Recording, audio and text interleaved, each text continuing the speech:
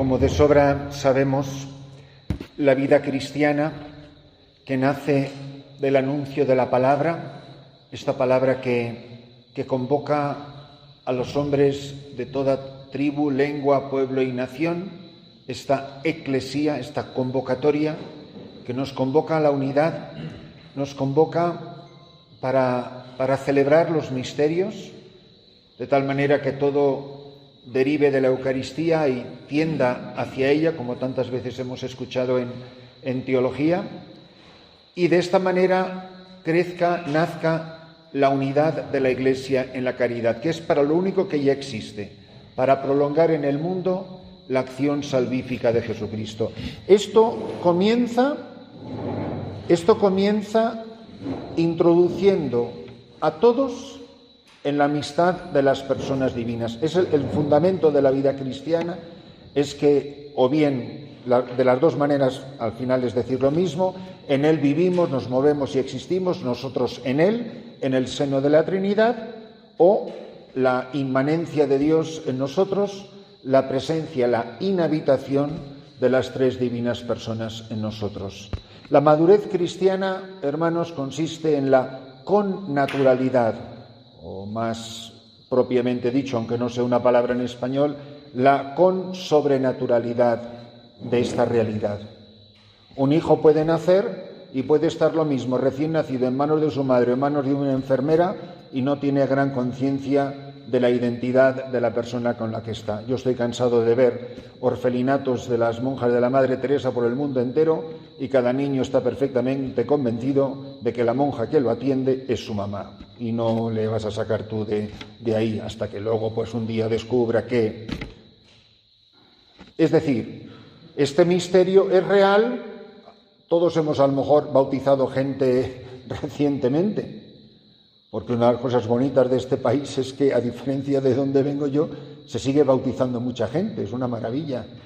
Yo en este año creo que llevo más de 300 bautizos. Esto, bueno, no tiene mucho mérito, no había bautizado nunca a nadie, así que me los van trayendo a docenas. Así que todavía nos estamos poniendo al día. En República Dominicana, en casi 10 años, dejé 6 libros al final fueron 6.000 bautizos, pero es que nunca había nadie entrado en las plantaciones de caña de azúcar a bautizar, ahí no había nadie bautizado, ni niño, ni joven, ni viejo, ni nada. Según los dominicanos, esos no eran personas, y si no son personas, ¿para qué los vas a bautizar? Entonces, es verdad que en el bautismo todo el mundo queda ontológicamente constituido en templo de las personas divinas, solo que el niño no se ha enterado, será ontológico, pero existencial no es. El niño lo que hará es berrear y si puede, pues mete la mano en la fuente del agua bendita. Y esta es la tristeza. ¿Cuánta gente está bautizada que no tiene ni idea de que el Dios que no cabe ni en el cielo ni en la tierra se ha encerrado, vive dentro de mi corazón, sí cabe dentro del corazón del hombre y quiere vivir ahí? En esto consiste la vida, dice San Juan, en que te conozcan a ti. ¿Están bautizados? Sí, pero le conocen a ti, el único Dios verdadero y al que tú has enviado, Jesucristo. En esto consiste la vida. La gente está llamada a esto. Esas pobres gentes mixtecas de las montañas. O sea, imagínense, yo me levanto todas las mañanas y tengo a los cantores, que son los que dirigen los cantos, pero hacían la labor mía, la labor del sacerdote. Yo estoy tratando de empujar al cantor para que me deje a mí ser sacerdote. Es una bellísima persona, don Toño. Pero cuando yo me levanto, todavía es de noche, y don Toño está en la puerta de la iglesia, degollando guajolotes, degollando chivos, haciendo ritos de brujería, y la gente que le va a don Toño a pedirle las oraciones en la puerta de la iglesia, y a las 5:30 de la tarde lo tengo en primera fila cantando Pescador de Hombres, tan ricamente. Está bautizado. ¿Sabe? ¿Pero qué sabe don Toño?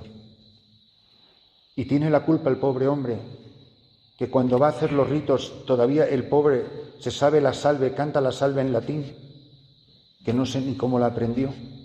Y lo mismo lo mezcla la salve en latín con la sangre del guajolote. Así son las gentes mías de por las montañas, que adoran a las bestias.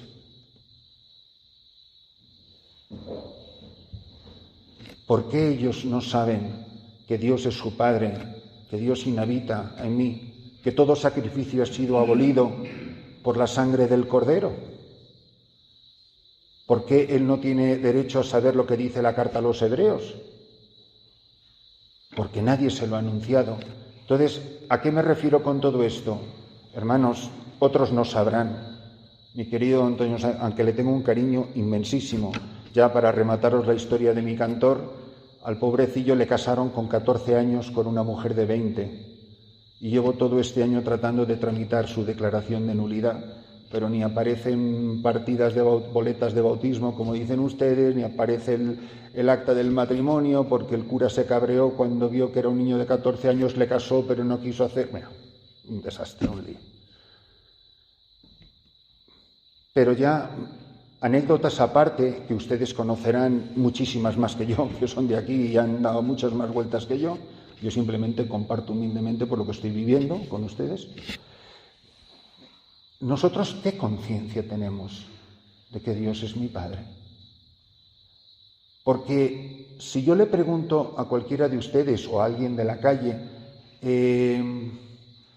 oye, ¿y tú cómo te llevas con tu padre? No, si yo no...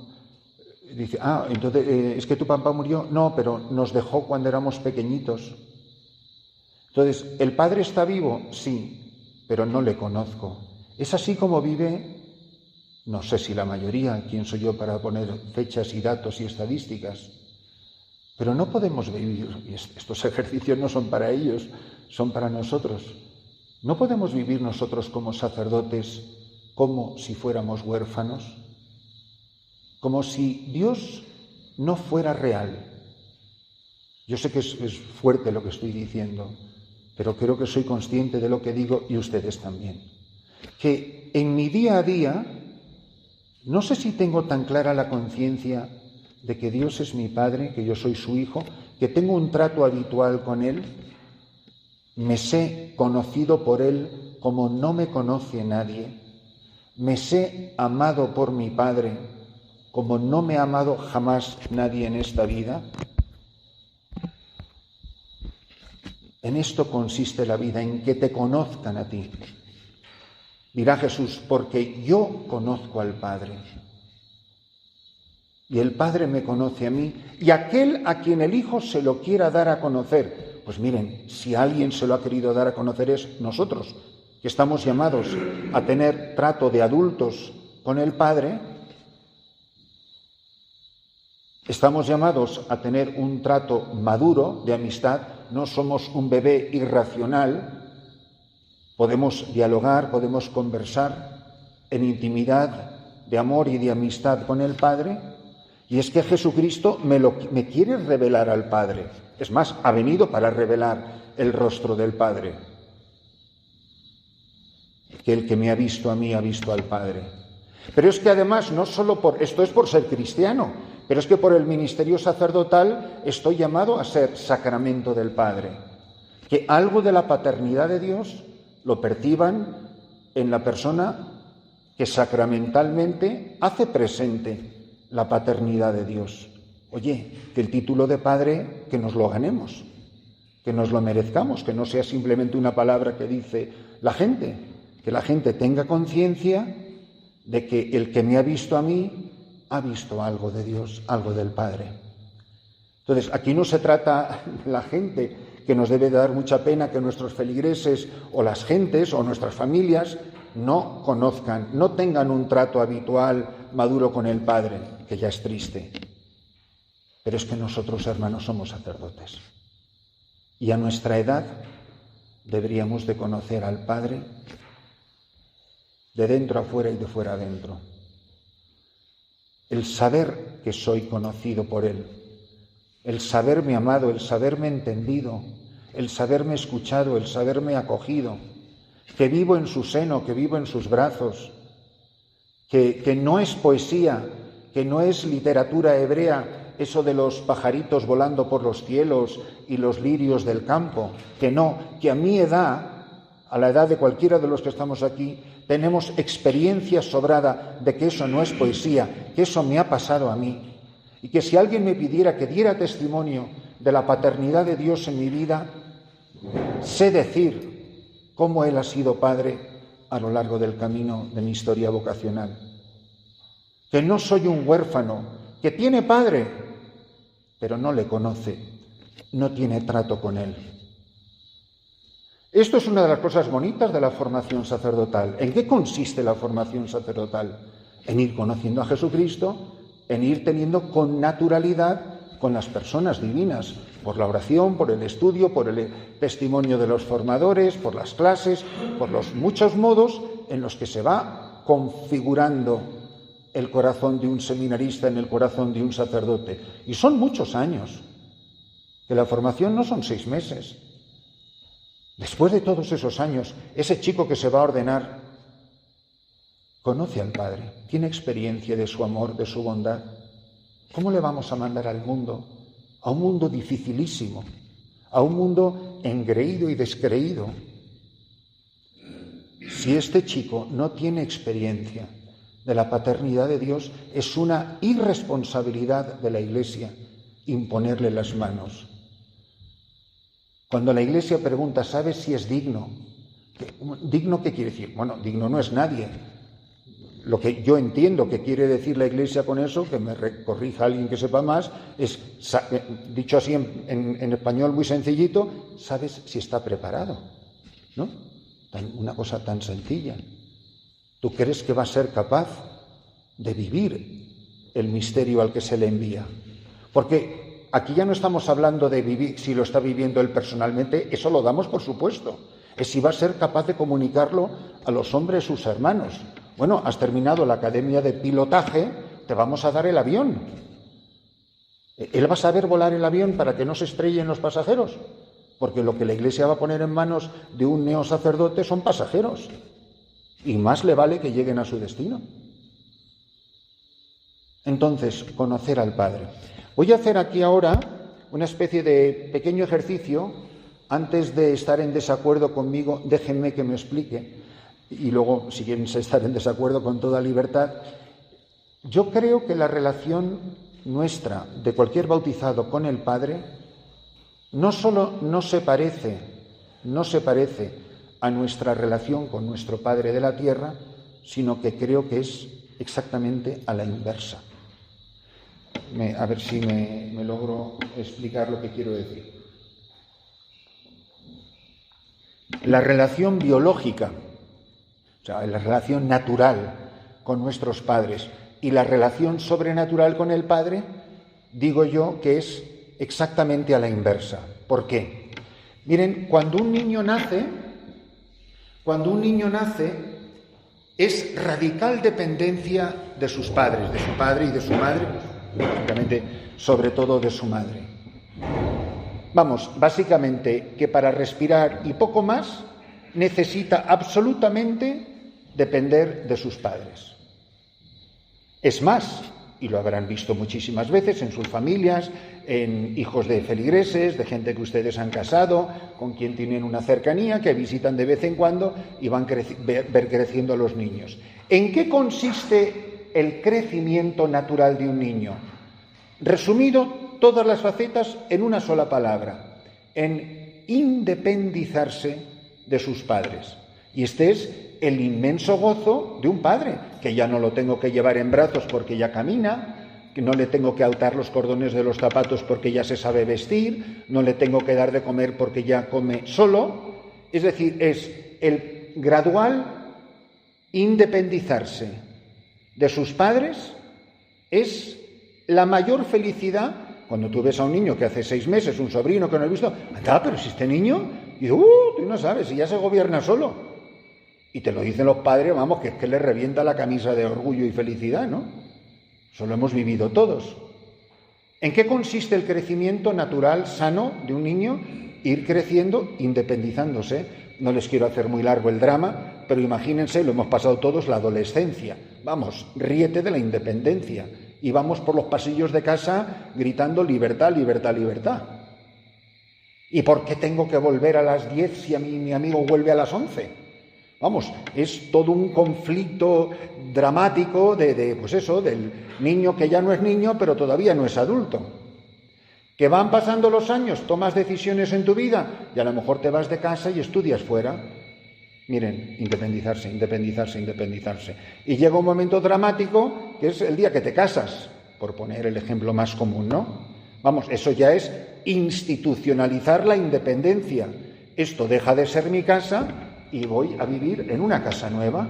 Y ya si quieren seguir el ciclo hasta el final, que nos ha pasado a todos, a ustedes más que a mí, porque yo por vocación he vivido muy lejos de mi familia, desde que me ordené prácticamente.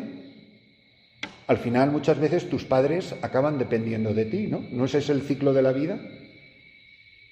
Fíjense, de la que te llevaba en brazos, bueno, primero te llevaba en su vientre y luego en brazos y tal, y al final eres tú, es ella o él el que dependen de ti. Bueno, resumido, es independizarse. ¿De dónde viene la palabra independizarse? Como tantas palabras del latín, miren, independizarse es esto. Es esa bombilla, en latín se llama pendere. Pendere es estar colgando.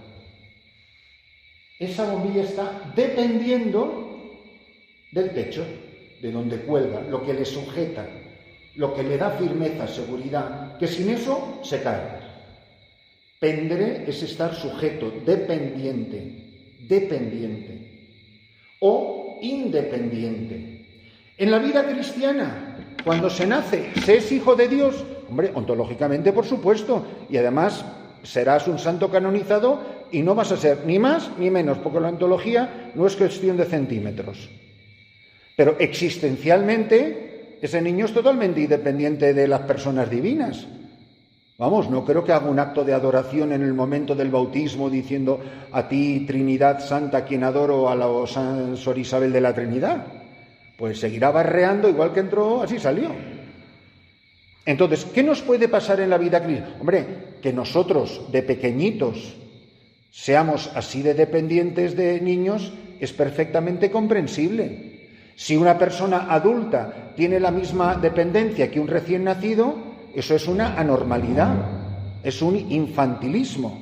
Saben que la palabra infantil viene del latín in effatus, sin palabras. Infantil es el que no sabe hablar, que luego lo veremos para la oración, etcétera, es interesantísimo. Ahora, si yo les digo que cuando venía a dar la charla me he encontrado con una niña de este tamaño o con una muchacha de este tamaño, y dice, pues me dirán ustedes, de este tamaño, concluyen, una niña, y les digo, no, porque le he preguntado y me ha dicho que tiene 33 años. Y dice, no es una niña, es una enana. Y no es lo mismo en la Iglesia, no es lo mismo en el sacerdocio. Aunque tengas una licenciatura en liturgia y un doctorado en teología dogmática, se puede ser niño y se puede ser enano en la vida espiritual. Ser niño es normal, ser enano es anormal. Por eso es tan importante ir descubriendo si en la vida espiritual estamos creciendo, dice San Pablo, en la medida de Cristo Jesús. Cuando era niño pensaba como niño, actuaba como niño, recuerdan todo aquello. Ahora, en la vida espiritual es diametralmente opuesto. Madurar, crecer no es independizarse, es todo lo contrario. Yo nací en el bautismo independiente, en la medida en que voy conociendo el amor de mi Padre y le voy conociendo a Él, como dice San Ignacio en los ejercicios, el conocimiento interno de Cristo, el conocimiento del Padre internamente. Cuando más le voy conociendo, más voy siendo dependiente. Fíjense que es muy bonito y además es un examen de conciencia muy sencillo. Yo en este momento de mi vida, y muchos de ustedes hacen los ejercicios, gracias a Dios, todos los años, al paso de estos años, de estos ejercicios, de mi vida sacerdotal, yo, hombre, de un día a otro no ves crecer a un niño, de un día a otro no ves cómo crece la espiritualidad de una persona, pero yo cuando vuelvo la vista atrás, me siento mucho más confiado. Conozco mucho mejor al Padre ahora. Es más real en mi vida. Me voy dando cuenta que el Padre en mi vida está presente desde que me levanto hasta que me acuesto. y que soy capaz de ir haciendo mías las incontables expresiones que hay en los evangelios, sobre todo en San Juan, pero en todos, de los que Jesús habla en relación a su Padre.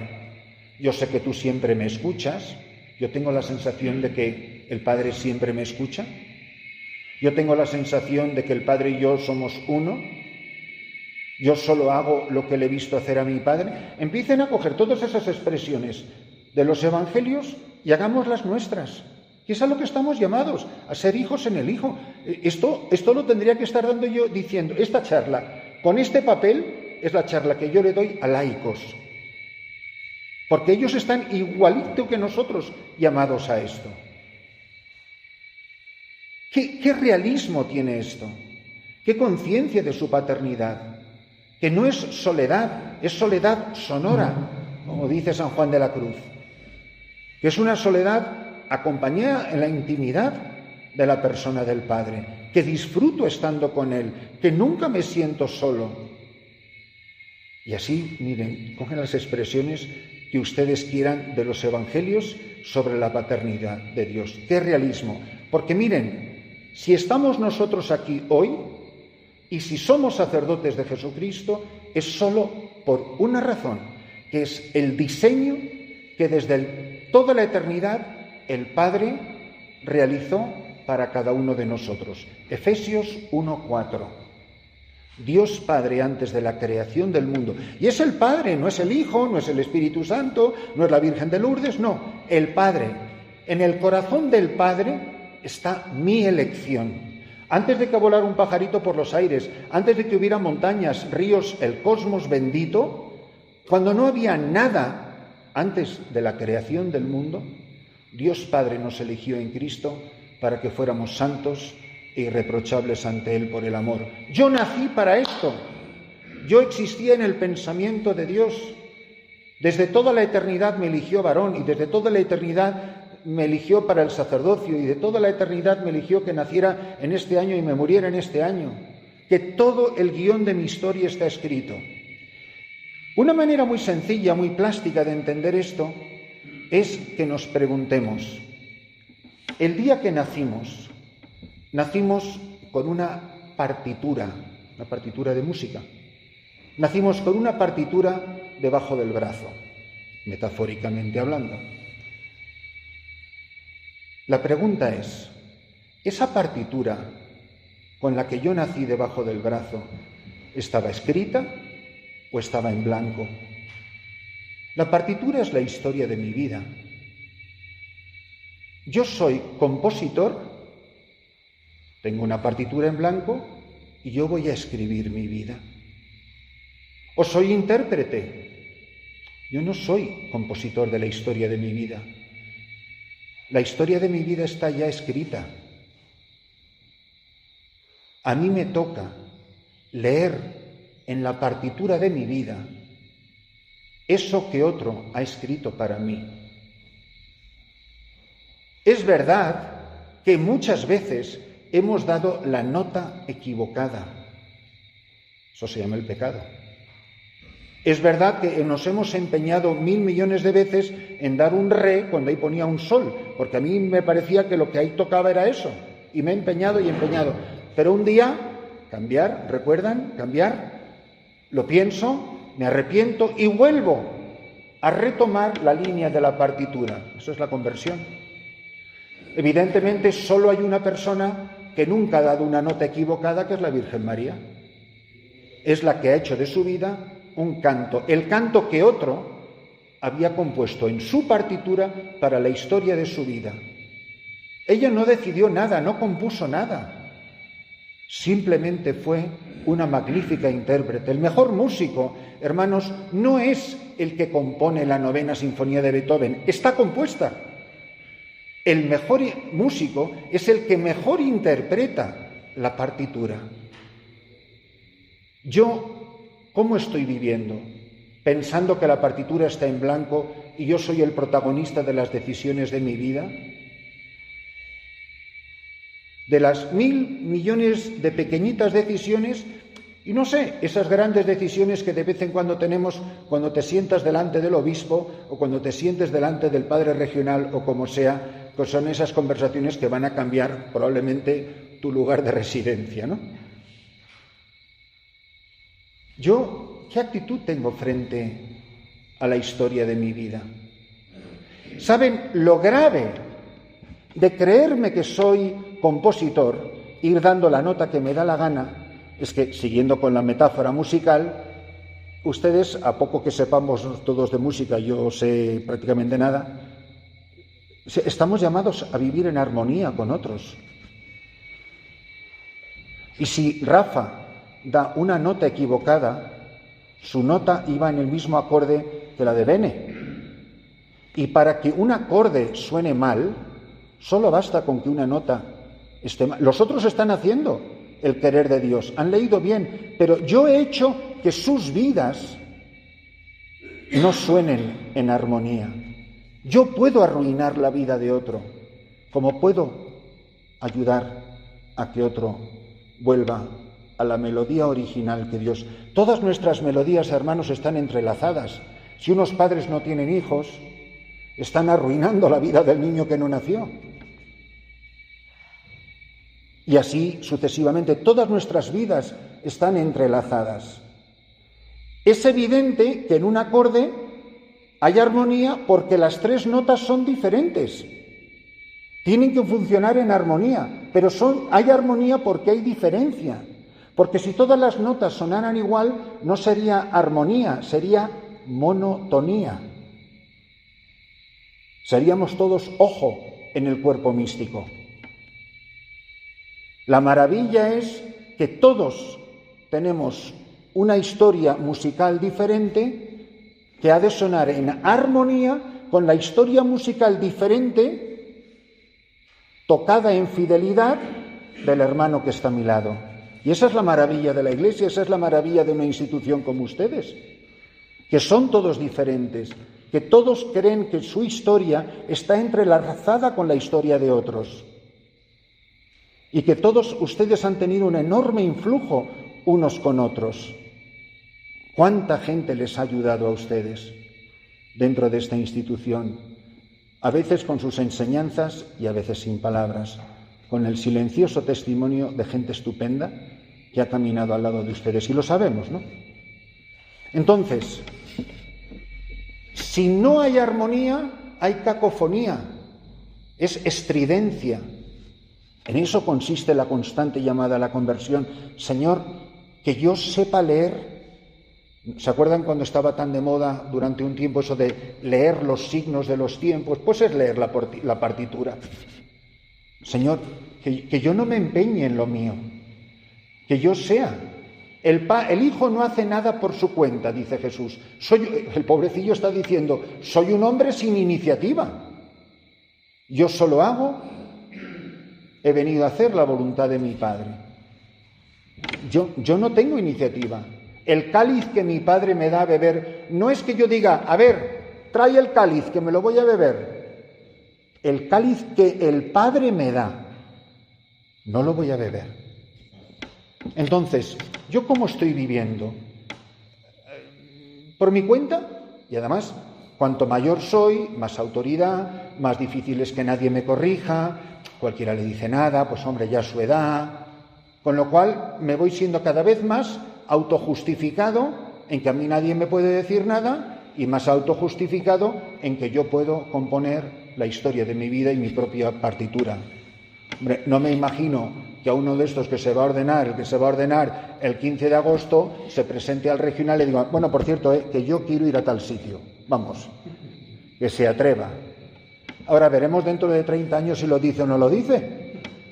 El primer destino fuimos sí padre, no padre. Pero al destino 24 a lo mejor es que vaya tu tía, ¿no? Tu tía o tu cuñada o tu suegra, en fin, quien sea. Creo que me entienden lo que les quiero decir, ¿no? Entonces, esto es muy peligroso. Esto es que hemos dejado de ser como niños. El niño es una persona, dicen en España, mangoneada. Los padres le traen, le llevan, le cargan, y tú, vamos, es que sin rechistar. Te llevan a un señor con una bata blanca que te pincha. Digo, chico, es malísima mi madre para que vaya a un sitio para que me hagan daño. Pues mi madre sabrá esta sensación de confianza. Yo estoy convencido, o esto es simplemente cosas que hay que decir en los ejercicios, cuando salga por ahí y vuelva a mi cotidianidad, yo estoy convencido de que yo lo que quiero es serte fiel, vivir como hijo, que yo te deje a ti ser padre, no quiero ser huérfano. ¿Se dan cuenta cómo crecer? Los santos son la gente más dependiente. Y hoy en día ser dependiente es una palabra maldita, cuando en realidad es la palabra más cristiana. Los psicólogos tantas veces te identifican la madurez con la independencia, con la capacidad de pensar por ti mismo.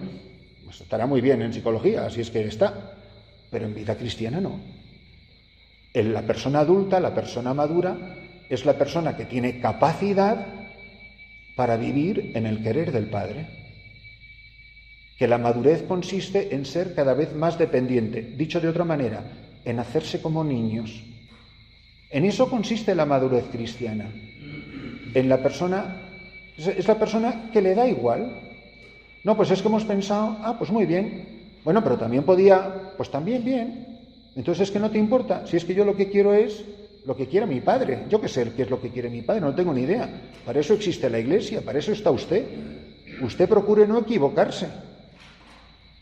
Y por eso pues viene toda una tarea de discernimiento, de obediencia, por supuesto de compartir ideas, de dialogar o lo que sea.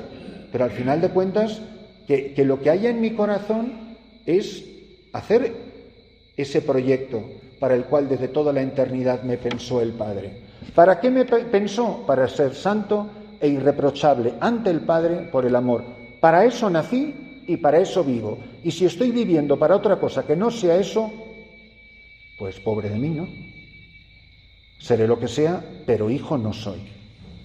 Y la santidad pues consiste precisamente en eso, consiste en muchas más cosas.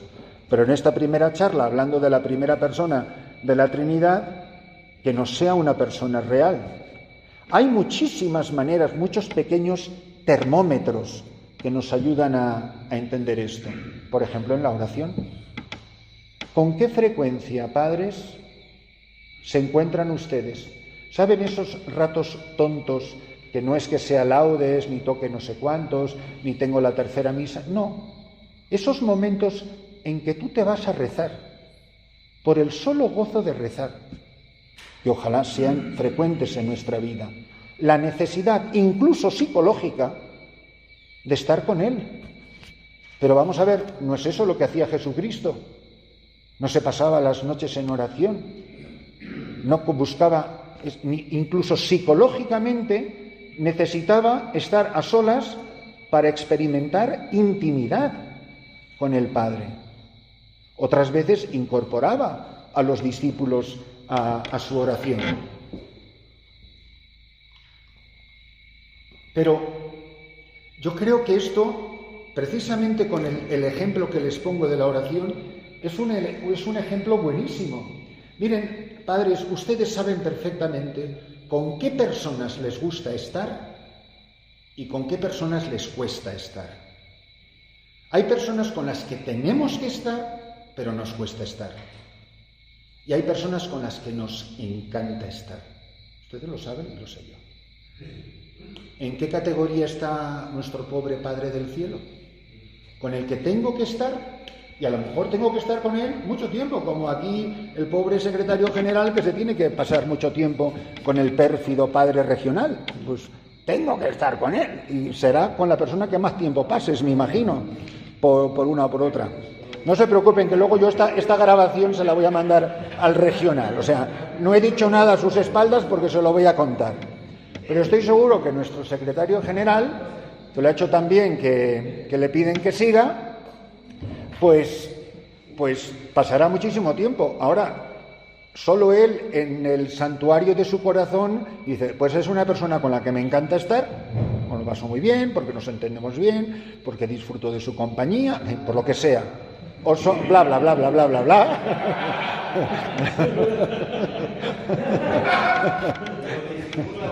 Sí. Pone cara de esfuerzo. Sí. A veces les dan un poquito de celos a los dos, porque como yo soy muy impaciente y quiero algo, siempre mando el mismo mensaje a Rafa y a Carlos. Ya Carlos un día se ha indignado conmigo y dice, mira, si se lo pides a Rafa, se lo pides a Rafa, y si me lo pides a mí, me lo pides a mí. Yo como quiero asegurar el éxito, que es que me abran la puerta de la casa regional, dice, tú decide, o el secretario, dice, bueno, no te preocupes. Y si lo hago, siempre le informo, se lo he dicho también a Rafa. Entonces, pero luego hay personas con las que nos encanta estar. ¿Ustedes creen dirían que a mí me encanta estar con el Padre? No sé, que yo me siento en un banco de la iglesia o en la capilla o no sea. No sé, estoy a gusto. Tú cuando vas a ver a tus padres, cuando vivían nuestros padres, tampoco tú haces un recuento de, a ver, me tengo que acordar, voy con una lista de las cosas que tengo que decirle a mamá, porque 1, 2, 3, 4... Miren, eso se hace cuando se va a una oficina. Tú cuando vas a casa, ¿a qué vas? A nada, a estar, que te gusta estar. Tu madre estará en la cocina, tú estás con los sobrinos, tú no sé qué, luego las conversaciones han sido así como de alta metafísica, no, cosas normales de la cotidianidad de la vida que te complace la compañía de estar con ella. Y ella está encantada de estar contigo, aunque no le hagas ni caso. Ella está encantada de estarte cocinando lo que a ti te gusta. Eso lo hemos vivido todos, ¿no? Entonces, estar con Él, estar con el Padre, sentir, experimentar la necesidad, no racional, no del discurso racional, sentir la necesidad de nuestra vida de querer estar en su compañía, de estar contigo. Miren, no es que me lo invente. ¿Qué dijeron los 3 pobres apóstoles, que eran 3 despistados completos, arriba en la montaña alta, esa que llamamos el Tabor? ¿Qué le dicen? Señor, qué bien se está aquí. Ustedes cuando están con Él tienen la sensación de, jolín, qué bien se está aquí. Yo siento la necesidad de estar con Él, de dejarme amar, de dejarme conocer, de apartar todas esas miles de distracciones para estar con Él, disfrutar de su compañía, dejarse amar por Él. Esa sensación de, ¿no les pasa que cuanto más viejos nos hacemos, más tenemos la sensación de que nadie, absolutamente nadie, sabe quién soy yo? Y si yo les pregunto, dime el nombre de una persona, de estas de aquí, de la tierra, que te conozca totalmente, de arriba abajo. ¿Cómo te va a conocer nadie si no te conoces tú, criatura? ¿Quién me va a conocer? ¿No les ha pasado a ustedes cuando dan dirección espiritual que viene alguien a hablar contigo y te cuenta un problema que es muy personal, que es muy íntimo, que lo estás pasando o muy bien o lo estás pasando muy mal? ¿Cuántas veces dice esa persona delante de ti en la dirección espiritual, ay padre, es que no sé explicarme, o es que yo no sé si me explico, o yo no sé si usted me entiende? ¿No dice la gente eso? Hombre, no te está contando una trivialidad, te está contando algo muy íntimo, muy personal de su vida. Yo no sé cuál es la reacción de ustedes, lo que sí sé cuál es la mía, solo que por pura caridad no la digo. Pero lo que sí me quedo pensando muchas veces es, ay criatura, si tú no sabes y te estás explicando, no te imaginas qué poco te estaré yo entendiendo. En cambio, estás ese mismo rato con Él y, como dicen los místicos, sin ruido de palabras, sabes que eres total y absolutamente comprendido. Y comprendido no como el que te comprende desde fuera, sino que el que te comprende amándote. Las palabras de San Juan de la Cruz, que la han escuchado tantas veces, el mirar de Dios es amar. Yo sé mirar a una persona de 10 maneras diferentes, incluidas algunas que no son muy bonitas. Dios solo sabe mirar de una manera, que es amando. Cuando Él me mira, me entiende, me ama, me acoge, se comunica conmigo. Inhabitación es solo posible con Dios. Ninguna persona puede inhabitar en otra, por mucho que se quieran. Esas cosas que se suele decir la gente, que son todas mentiras, muy románticas y bonitas, pero todas mentiras. Que un marido le llame a su mujer mi vida. Oiga, no es su vida, porque usted estaba vivo antes de conocerla, ¿eh? A la única persona que se le puede decir eso es a Él. Él sí que es mi vida, tú sí que eres mi vida. O sea, ¿cómo sería mi vida si Él no fuera mi Padre? Si Él no fuera mi Padre, es decir, si yo no hubiera conocido, nosotros somos, dice la primera carta de Juan, los que hemos conocido el amor de Dios Padre y hemos creído en Él. Dos cosas. ¿Hemos conocido de verdad el amor del Padre? Segundo, creer, que significa no el credo que recito solamente en la misa los domingos, sino he puesto toda mi confianza en este amor. Yo me lancé a esta aventura del sacerdocio por la conciencia de ser hijo, no yo, Christopher, sino cualquiera, por la conciencia de ser hijo, porque he conocido tu amor. Hay una frase que me encanta del arzobispo de Oviedo, uno de los muy amigos de ustedes desde sus comienzos, de los que también conoció a su fundador, hoy arzobispo de Oviedo, y además franciscano ahora, Monseñor Jesús Sanz, que dice, esta frase que yo la comparto con ustedes, creo que es muy bonita, dice, Dios no juega con la felicidad de quien no juega con su fidelidad. Me parece que es tan bonito. Yo he sido tan infeliz por no haber sido fiel, que la fuente de todas mis desgracias me han venido por no haber creído en el amor que Dios me tiene. Si uno va a mirar la raíz de todos sus propios pecados sin juzgar a nadie más que a uno mismo, ¿yo por qué hice eso? En el fondo porque quería ser feliz, aunque fuera 10 minutos. Pero si yo me hubiera fiado del amor de Dios, ¿qué es lo que le pasa a Adán y Eva? Le convencen de que Dios no les quiere y que es malísimo porque no les deja comer de ningún árbol. La serpiente les seduce, les convence de que Dios no es amor y no los ama. Pero eso es lo que me ha pasado a mí. Es lo que nos ha pasado que yo no me fié del amor de mi Padre. ¿Por qué yo he tenido tantos conflictos con el obispo? ¿Por qué he tenido tantos conflictos? Porque en el fondo no me fío de ellos. Y tengo que defenderme yo como gato panza arriba, porque no me fío. Pues sí, claro. Y luego va a sus amigos y es al que le mandan a Estados Unidos, porque es tu amigo, ¿no? Y le mandas de párroco a no sé dónde. Perdonen que baje a ejemplos de aquí, de la tierra, que creo que se entienden bien, ¿no? ¿Sí? ¿Tengo tu permiso, Bene? Bueno, yo, si alguien quiere criticar, tengo la venia de Bene, que tiene la fortuna de estar viviendo, si no es en mi habitación, es al lado, en Capuchinas. Bueno, bromas aparte, si yo me hubiera fiado más, si hubiera confiado en tu amor, si yo hubiera creído de verdad en tu fidelidad a mí, no en la mía a ti, que no soy digno de fidelidad, de credibilidad. Pero yo no me fié de su amor, no creí en su amor. Y por eso me han pasado tantas cosas.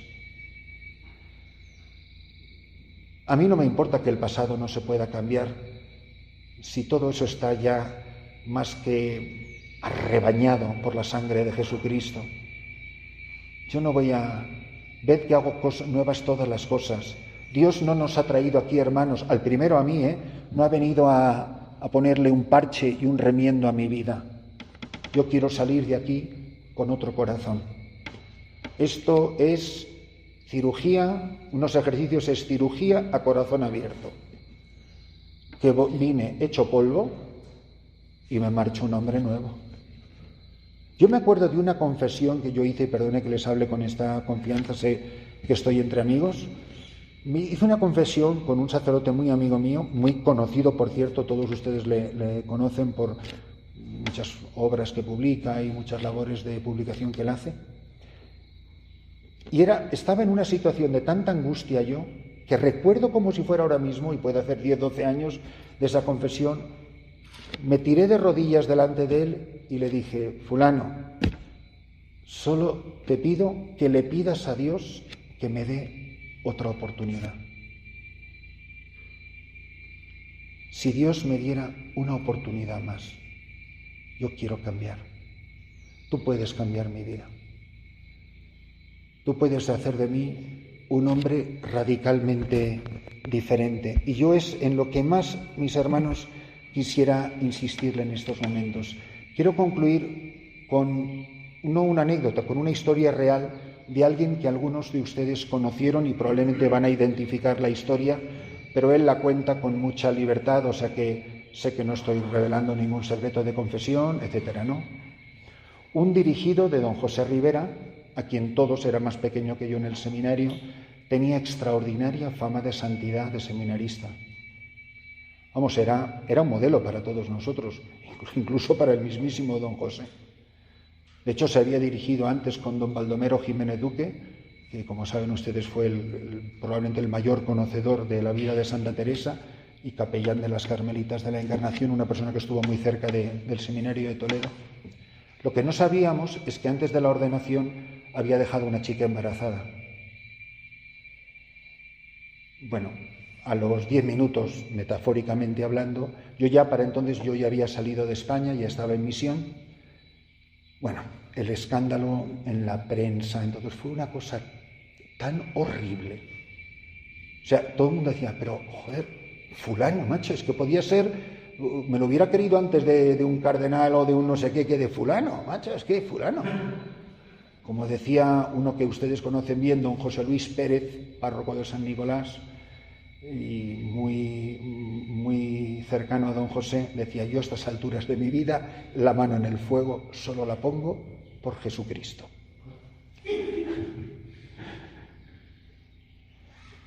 El chico se perdió completamente, acabó en Madrid, en una moto, repartidor de pizzas.